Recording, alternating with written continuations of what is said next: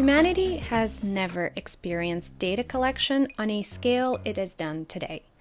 We are increasingly more and more aware of the fact that our lives, our decisions, our journeys are data points. For most of us, these conversations revolve around the personalized ads for an air fryer that were stalking us for a week because we Googled how to make fries at home, or about info breaches and the security of our passwords and financial information. We also understand that today we depend on data more than ever to make crucial decisions as a society, to shape policies, and even predict the future. But besides our latest shopping trends and tracking the number of famous Kardashians at any given moment, in this infinite cosmos of data, there is a galaxy we don't usually spend that much time thinking about as individuals in our daily lives: health data.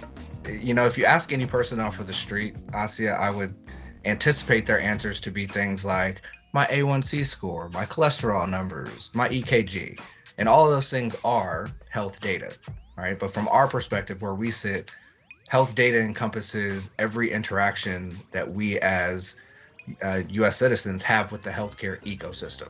That sounds like a lot of data.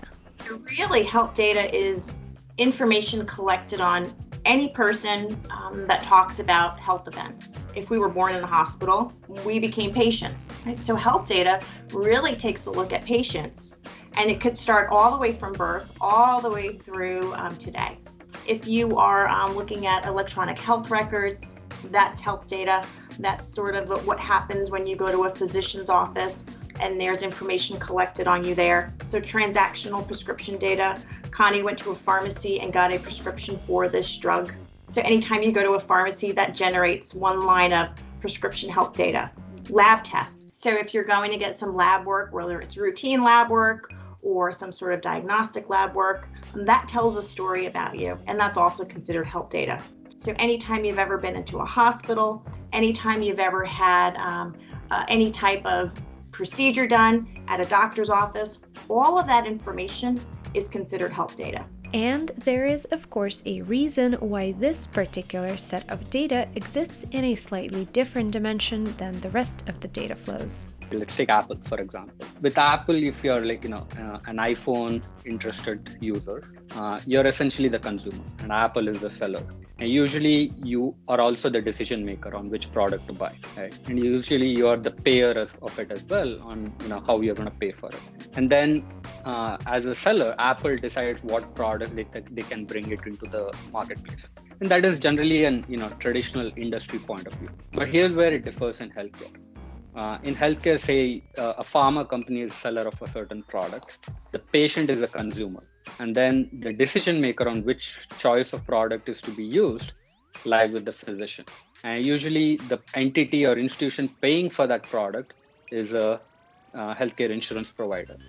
And which products can enter into a marketplace is managed by FDA, which is an external regulatory authority.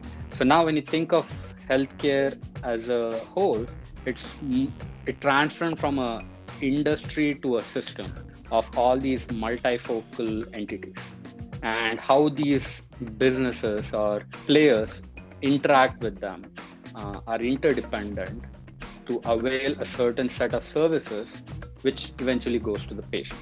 And more often than not, it is life critical, and there is a greater scrutiny as well as selectivity on the quality of services that you're providing. So that makes healthcare much more different and much more important in the larger scheme of things, because you're creating a direct impact on the patient value.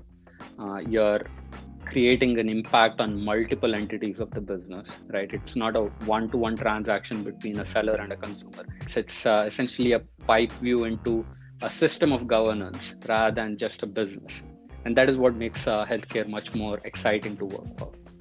In a nutshell, health data is different because at the very dawn of the digital age, when we actually believed that the internet might crash on the New Year's Eve of 2000, and the data industry as a whole was emerging, we realized that our health information and its governance are just too complex, too important, and too sensitive to to be taken lightly. So we created a different set of rules for it. It was one of the first, and to this day is one of the very few data industries to truly put privacy at its center and to hold itself accountable.